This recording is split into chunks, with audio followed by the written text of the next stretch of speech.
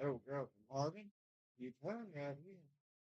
I said, I'm not aggravating. I was about 6 or 7 miles yet. Well, Marvin, you come up about my way. I said, no, you just hang in there. I'll take you back.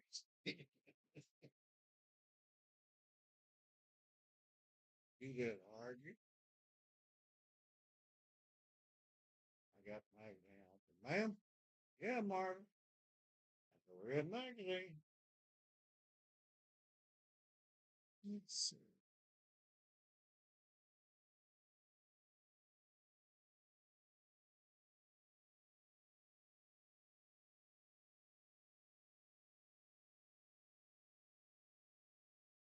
It's coming in good.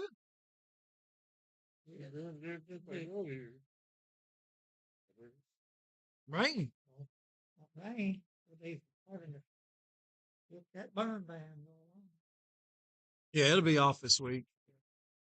It's supposed to rain today, I think tomorrow, Wednesday, and then Thursday it's supposed to rain a lot. So Hopefully you can get a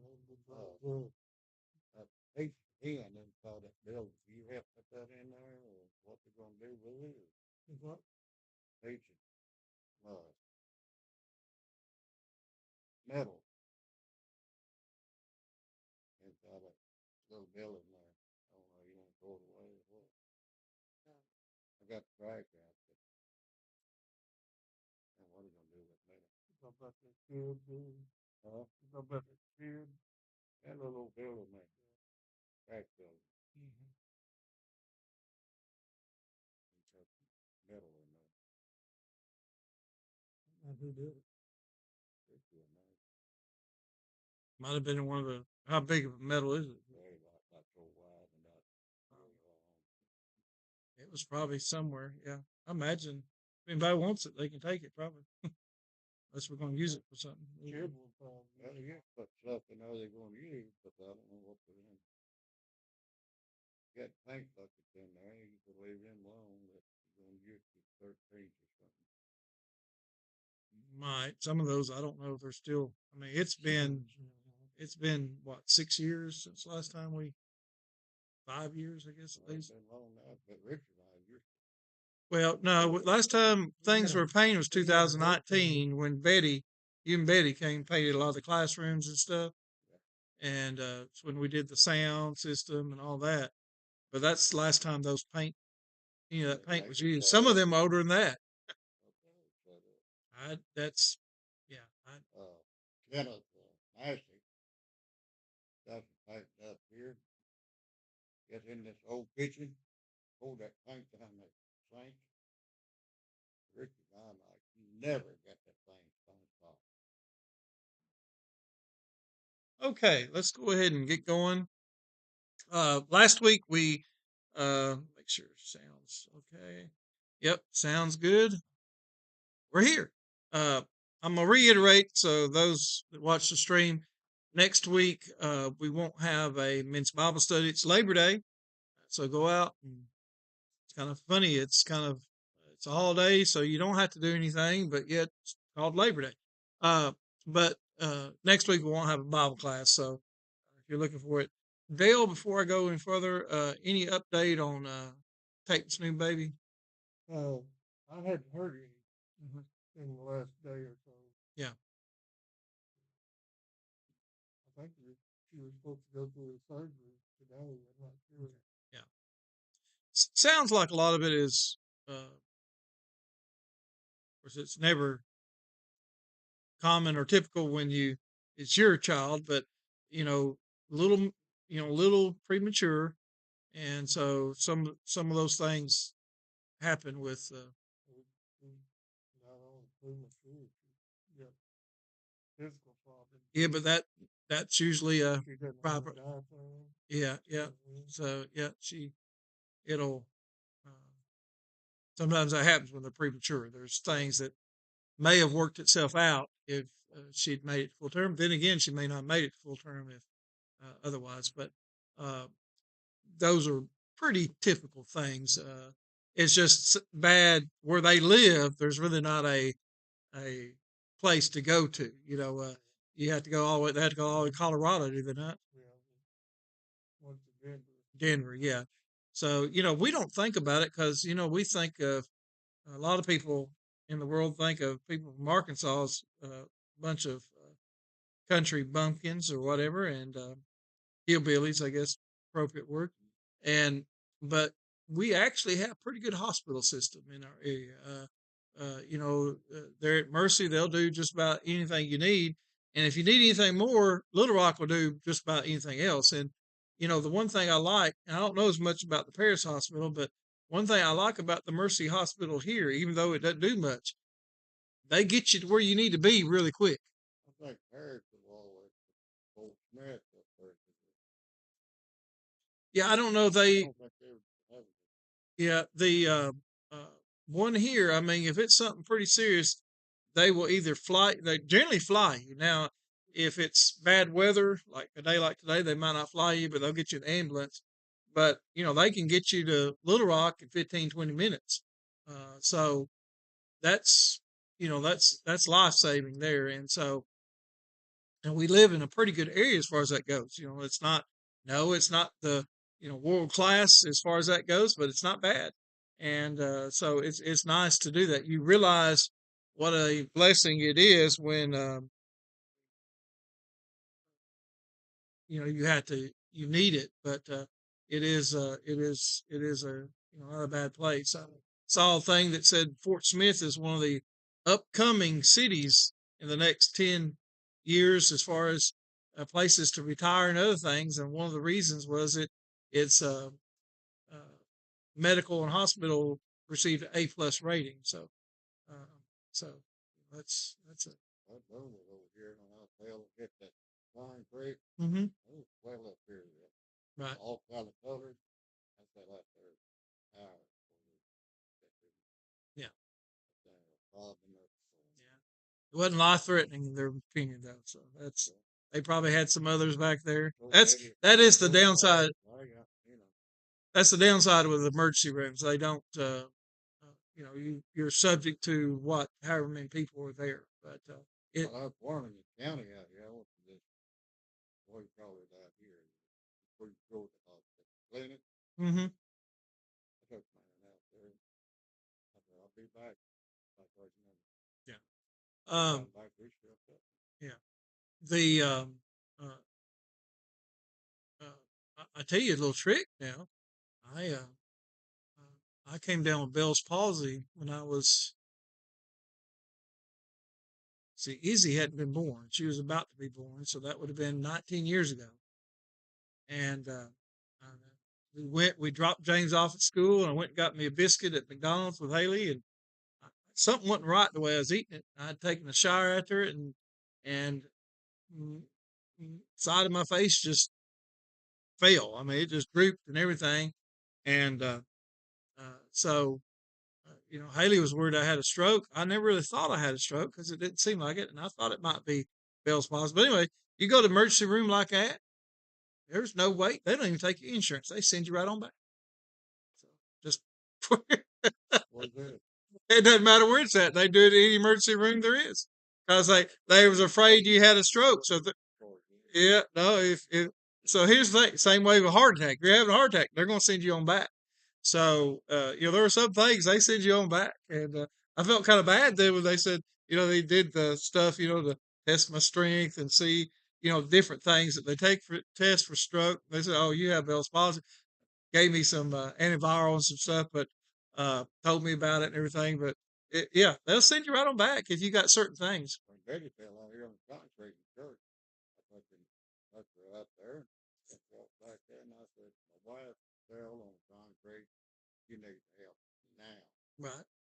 They went out Well, like I say, they do a triage. Now, some of it has to do with how busy they are, but they will, if you have certain things that they consider life threatening, they will get you back before others. So sometimes it's aggravating. So if you're back there for, say, you got the flu, for example, and you're just feeling lousy, miserable, that doesn't get you in the door quicker.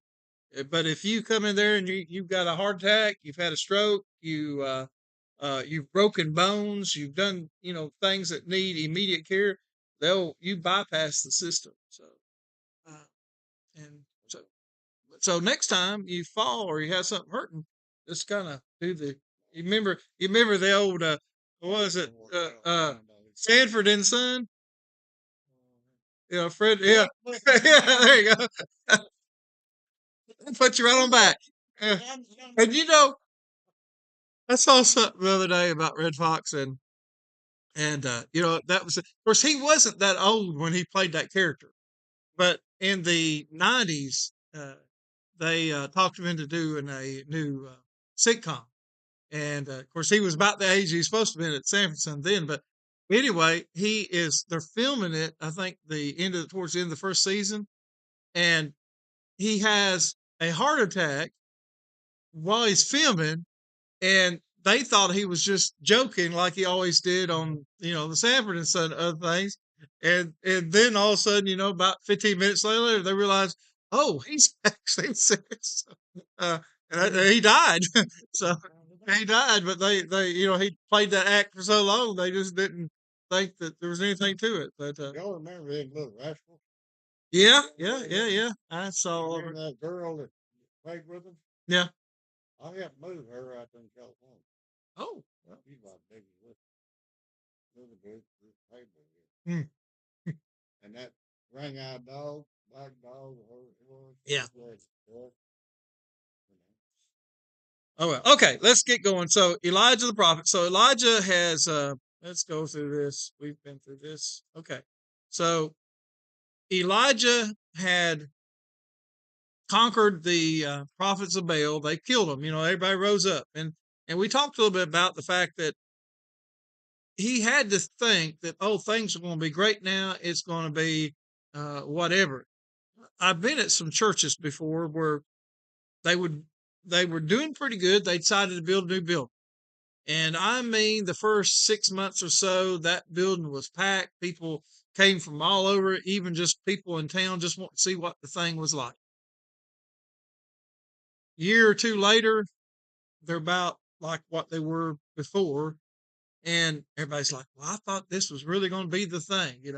Or you have, some really good gospel meeting or whatever, and you have some really big crowds, and you think, oh, everybody's changed now. And it doesn't usually work that way. Um, you know, Sometimes we get fool's gold in that, we'll see something real big uptick or something, and we think, oh man, this is great. But generally, true growth comes from consistent effort. It comes from a gradual increase where you add this, you add that, and over time, then you can look back and say, hey, look what we've done pretty good. But it usually doesn't happen at the snap of a finger. And so the fact that these people did rise up and kill the prophets of Baal after they'd seen the power of God is understandable, but their hearts weren't changed. So they weren't going to be continually worshiping God just because of this one event. And so Elijah finds this out when he um, encounters one Jezebel. In 1 Kings 19, 1 through 3, by the way, you can tell who wore the pants of the family with Ahab and Jezebel.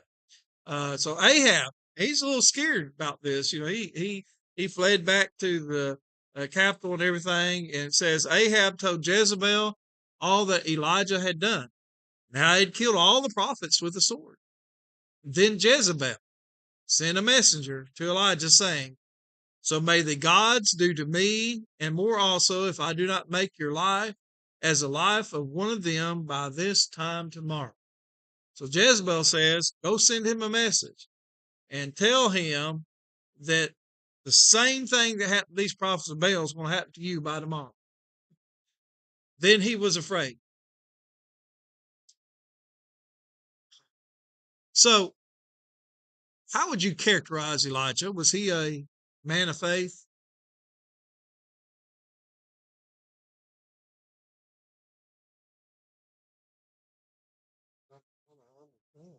Elijah? I mean, well, okay. So, no, he was a man of faith. In fact, he's perhaps the greatest prophet that ever lived. And he was afraid. Now, so you remember in the New Testament, you have John the Baptist. When he's in prison at some point, what does he send his disciples to Jesus for?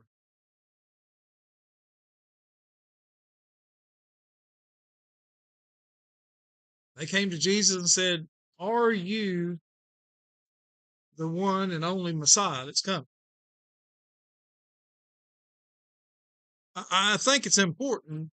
You know, a lot of times we have the opinion that you should never have doubts in your life, and that's just not true.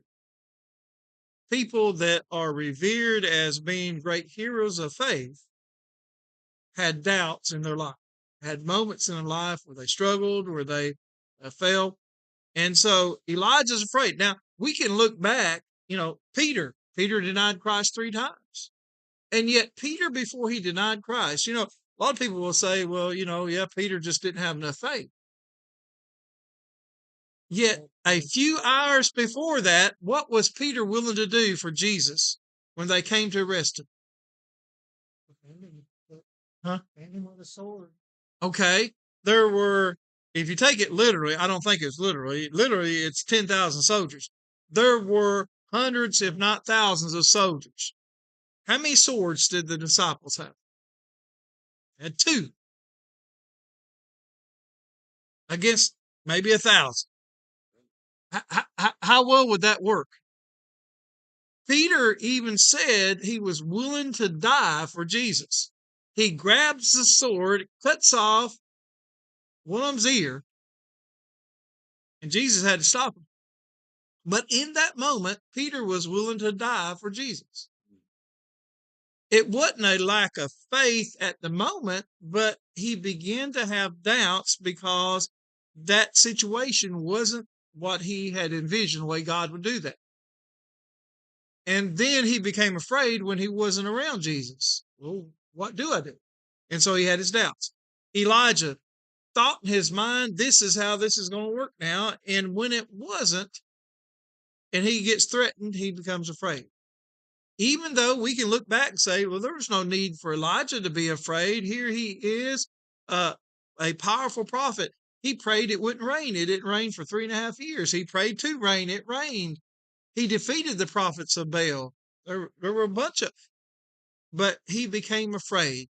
Now, remember, Jezebel had also killed all the other prophets. So she was one that generally backed up what she said. So he's afraid. He arose and ran for his life and came to Beersheba. Now, Beersheba is the southernmost part of what formerly all of Israel. It's actually the southernmost part of Judah at this time.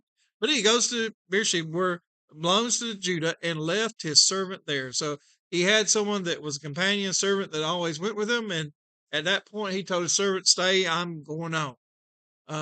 And so, you know, you can see on the map, Beersheba is in the wilderness. It's a long ways down. Now, by the way, you see a town that's of somewhat importance in world events right now to the to the be to the west of where Beersheba is. What's that city that's right along the coast? Gaza. Yeah. So yeah. So it just we know where this is at. If you look on a world map, this is a very tiny spot in the whole world. But anyway, so Beersheba, southernmost part. In verse 4 it says, "But he himself," that is Elijah, "went a day's journey into the wilderness and came and sat down under a broom tree." Now, I don't really know what a broom tree is, but my guess it's got some good cover leaves and you know, good shade. And he asked that he might die, saying, "It is enough now. O Lord, take away my life, for I am no better than my fathers." A little bit of a pity party, and it's going to get worse. But what is he implying there? What does he mean that he's no better than his fathers? Might have been bad man. Well, so you look at the prophets before him, you look at the judges before him, you look at all the men of God before him, um, and you would see Israel constantly drift away from God. And these prophets, these judges would try to bring people back, and they would, in one level, you can say, well, they failed, but they did what God wanted them to do, and that's not a failure. But Elijah is saying, I can't do any better than them. I thought by doing this that, it would be a wave, a restoration, you might say, of all these people coming back to God. Didn't happen. You see, where we confuse things sometimes is we can't make anyone do what we want them to do. Now, if you're got enough might, military or police power, you can enforce things, but you're really not changing their beliefs. So it's always been a little erroneous when they talk about how many Muslims are in the world. You see, there are a few exceptions, but they're the exception.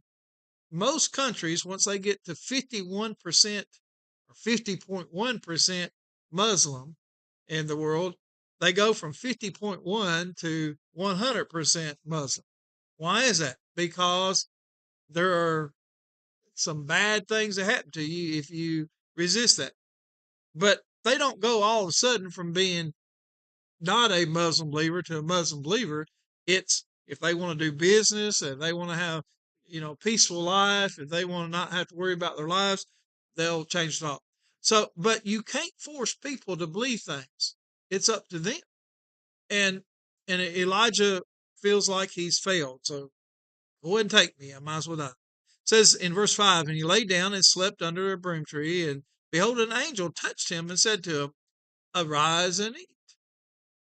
And he looked, and behold, he was at his head a cake baked on hot stones. Angel, that was nice. The angel gave him some food, and a jar of water, and he ate, drank, and lay down again. And the angel of the Lord, his special angel Jehovah, came again a second time and touched him and said, arise and eat, for the journey is too great for you. And he arose and ate and drank, and he went in the strength of that food. Now, sounds good. Angel kept waking him up, giving him food, and say, fatten him up. Well, yes, but here comes the downside. He, he went in the strength of that food 40 days and 40 nights to Horeb. What's the longest you've ever went without food?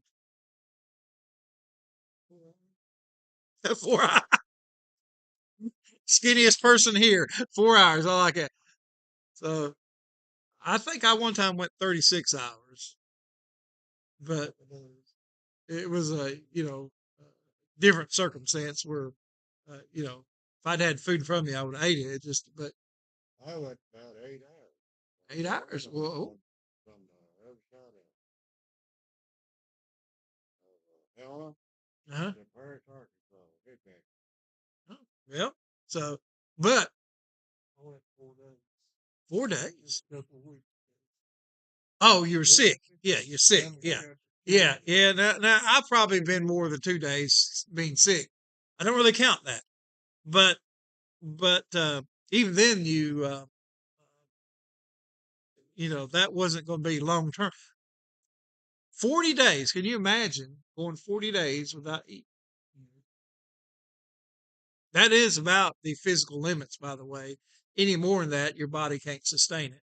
Now, you might say, well, maybe there was something miraculous here. Maybe Jesus went 40 days, and it's kind of one of these things we see in the Old Testament that foreshadows something that Jesus would do, a pattern. But anyway, went to Horeb, the Mount of God. Now, what do you know about Horeb? What took place at Horeb?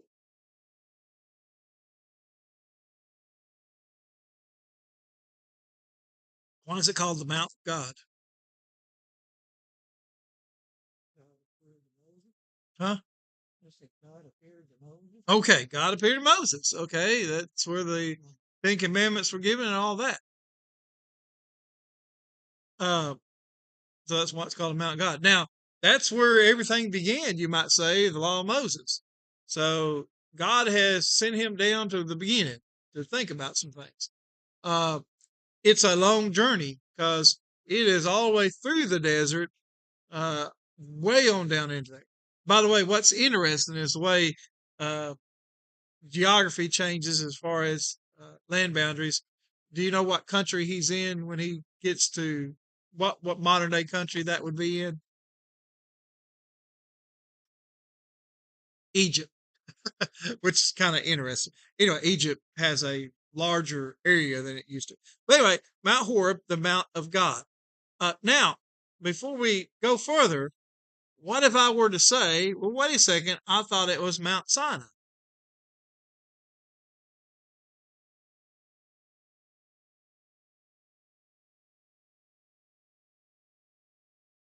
So which was it? Was it Horeb or was it Sinai?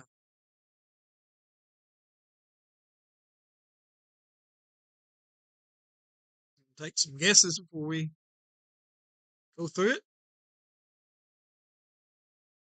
Because there are times it's going to say Horeb and times it's going to say Sinai. So which is it? Or, Huh? or, The Mount of God, where Moses is the burning bush, where he received the tablets. Which mountain is it? Is it Mount Sinai or is it Mount Horeb? Well, let's go through and read some of these. And then we'll figure this out. Now Moses was keeping the flock of his father-in-law Jethro, priest of Midian. This is Exodus 3. And he led his flock to the west side of the wilderness and came to Horeb, the mountain of God. Okay, there it is. It's Horeb. Deuteronomy 5:2, it says, the Lord our God made a covenant with us in Horeb. In Exodus 31:18, wait a second, it says, and he gave Moses, when he had finished speaking with him on Mount Sinai, the two tablets of the testimony, tablets of stone, written with the finger of God. Now I'm getting confused. Leviticus 27:34, these are the commandments that the Lord commanded Moses for the people of Israel on Mount Sinai. In Acts 7:30, maybe the New Testament will clear it up for us.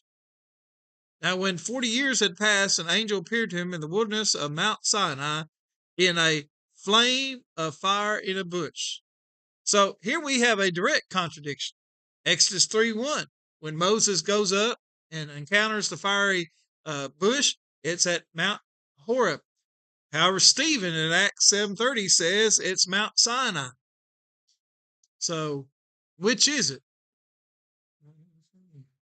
Okay, there we go. Now, how do we explain being one and the same? You go up 49, for example, go towards Fayetteville, and you'll see some signs, around Lake Fort Smith and whatever, and it'll talk about certain mountains. So, anyone familiar with enough know what that it says, what the mountains are? They'll say Boston Mountains. oh, Yeah. But you would also be correct to say Ozarks, because Ozarks is the bigger chain, and Boston's this little small area with certain peaks. You got a lot of that in the Ouachita Mountains, even, where the overall thing's the Ouachita Mountains, but you have different peaks throughout. And so you'd be correct to say a mountain peak or that.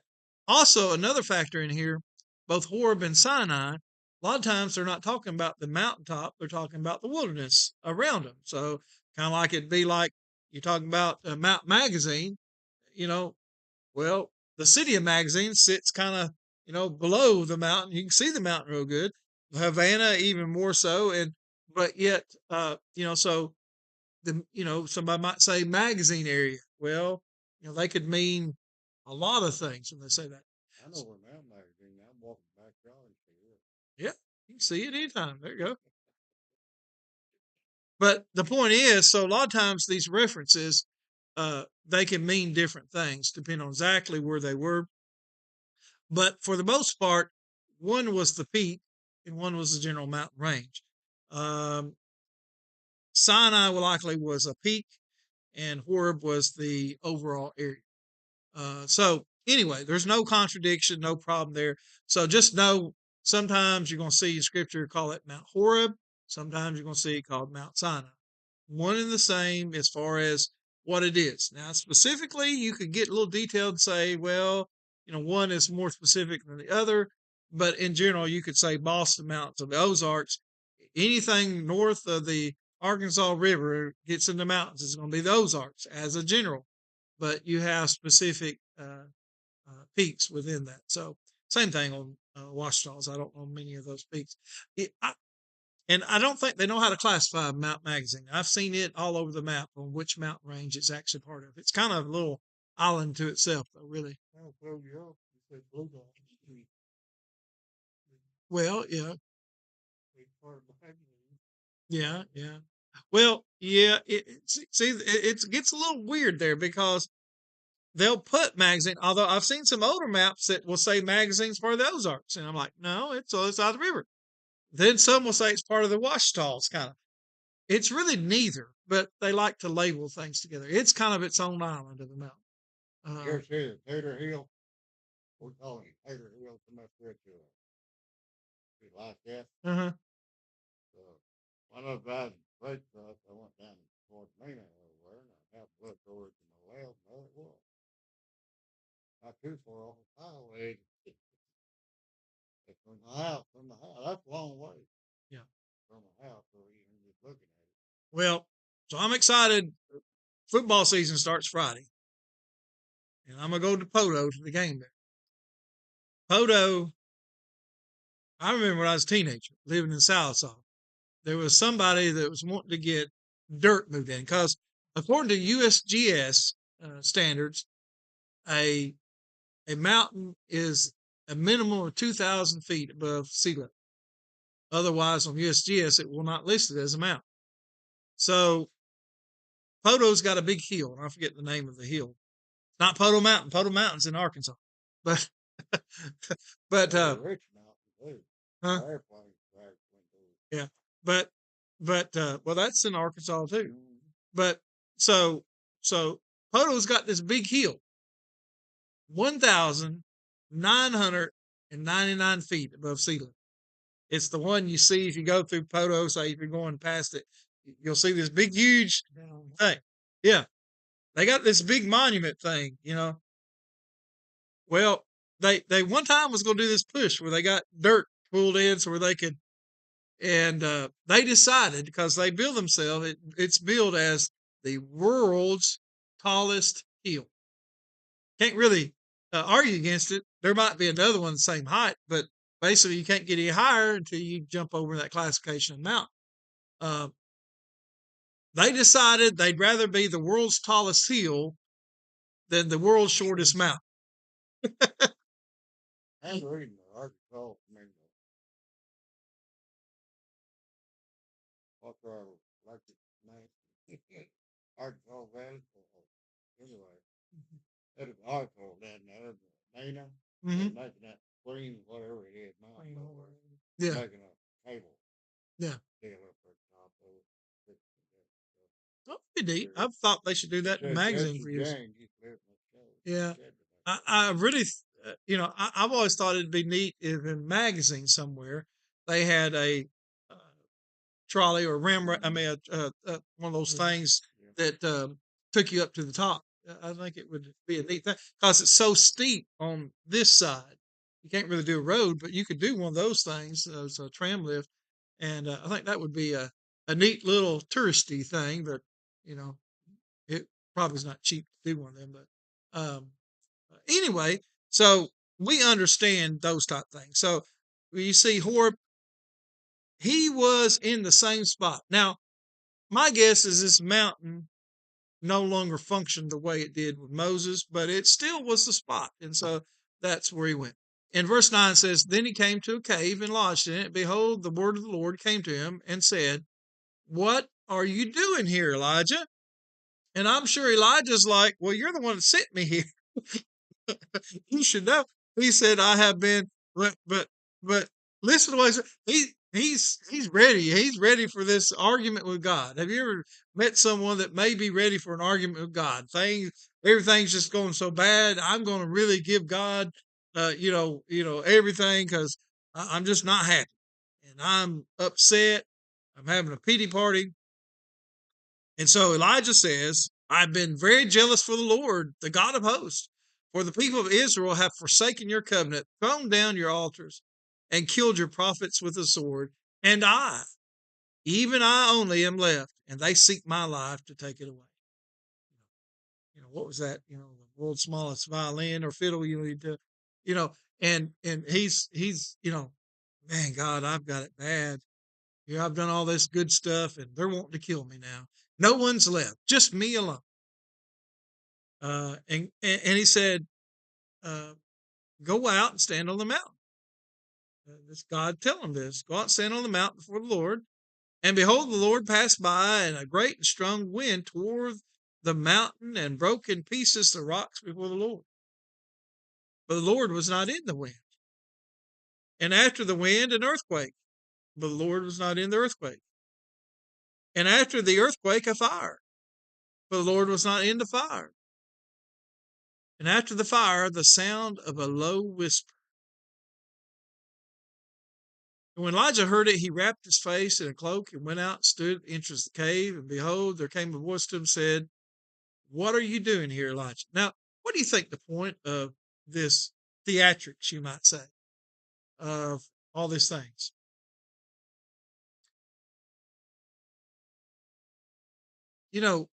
Do we see the Lord? Do we see his purpose? And yet we see the after effects of the things he does. He wasn't in the wind, but yet ultimately he causes the wind. He wasn't in the fire so then he does this with, They give us knowledge out of Microsoft.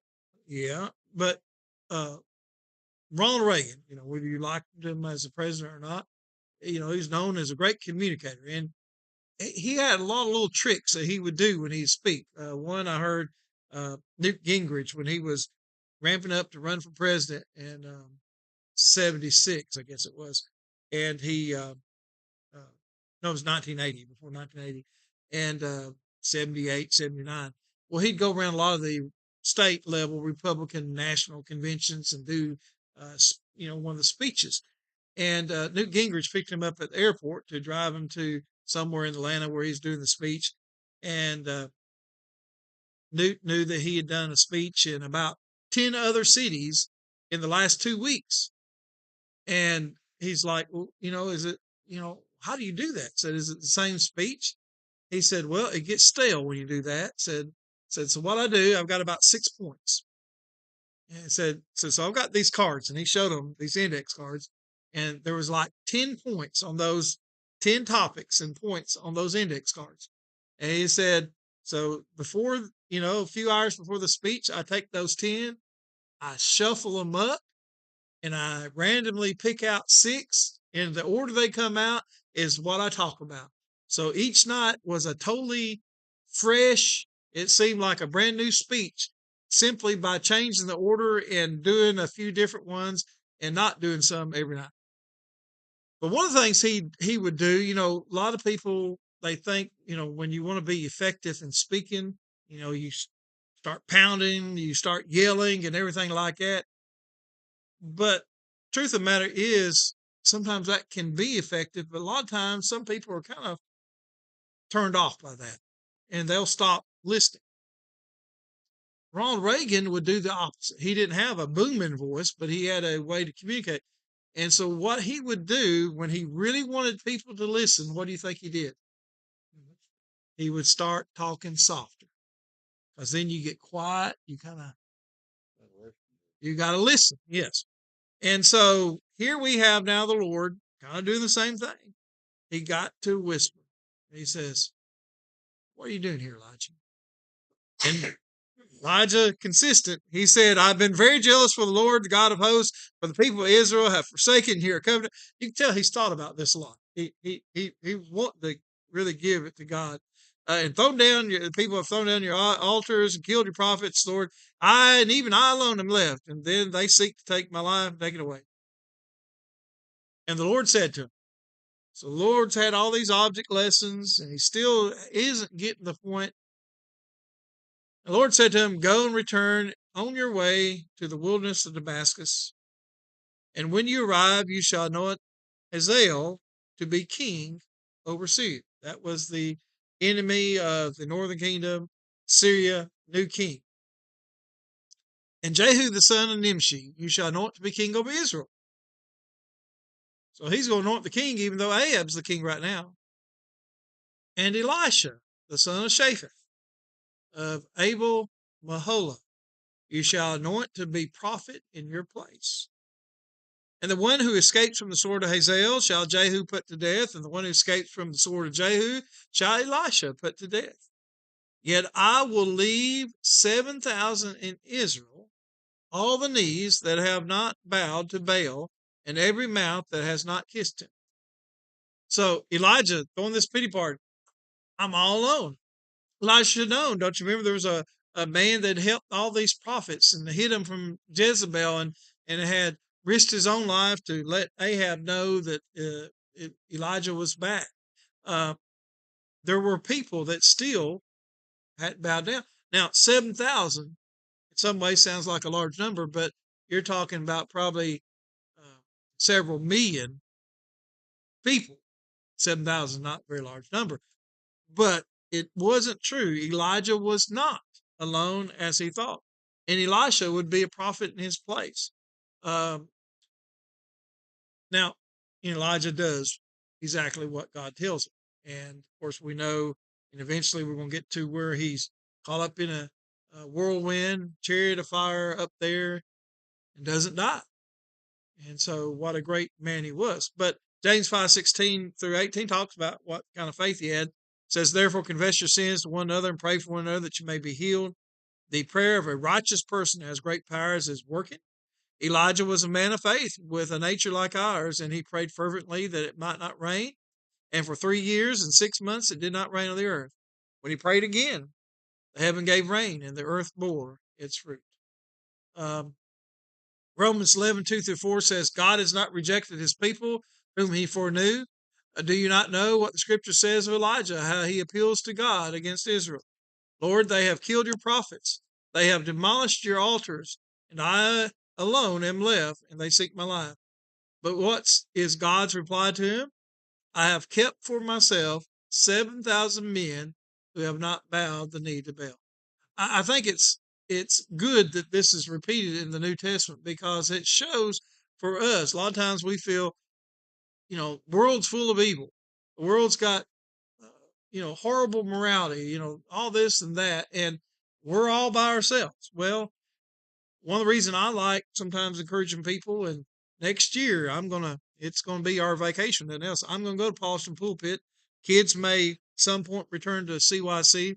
It's good for us to see there are large numbers of us. We're spread out, but there are people just like us that believe the things we believe, that are strong in faith.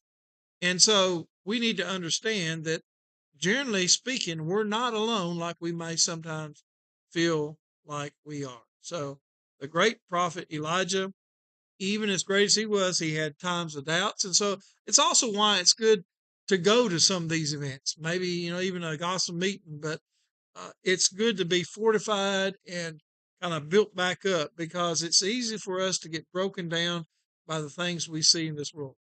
Another thing we got to be careful about, sometimes we put too much nostalgia in past times. And we think, oh, the morality was so much better. And I never did understand this movement. There was certain churches, there was this Bible class, and they teach the morality of Andy Griffith Show. I liked the Andy Griffith Show. It was a simpler time, and it was nice. But have you ever thought about the Andy Griffith Show in the terms of morality? One of the main characters was a drunk. He'd drive. He'd get drunk. He had a bad marital life. And he was celebrating. That's not the morality I want to teach folks. And so there were things that, we look at things, we'll take bits and pieces of it and think, oh, look how great it was. Truth of the matter is, every generation has had problems with moral issues. One of the icons of Fort Smith downtown, it is the visitor center right now, although my understanding is they're going to be moving that and just leaving it to a museum. But It was a, well, what's the fancy? They'll call it a social club, but it was a brothel, and that it was functioning until the 1950s, and I don't think words can talk about the evils of that, but yet, that was around. It was a very prominent facility. It was well known throughout, most of this part of the world. When the train stations would stop, a lot of people would go there. Um, so, our morality, um, is based on what God's morality is. It's not based on what society. Sometimes we view that society has changed, and it has, but in some ways it's gotten better in some things. Uh, the percent of adults who drink is the lowest it's been since prohibition ended. So, that's a good trend. That's a good trend. Now, there are other things that's not a good trend, but the point is, we don't depend on what others do as a source for how good things are going. Elijah made that mistake. And so we need to learn from it, understand that, we're going to stick with God, and there's going to be other people that will be like minded in that. Okay, it is time to go. Everybody's going to get wet. We'll see you in 2 weeks, and look forward to seeing what happens after Elijah.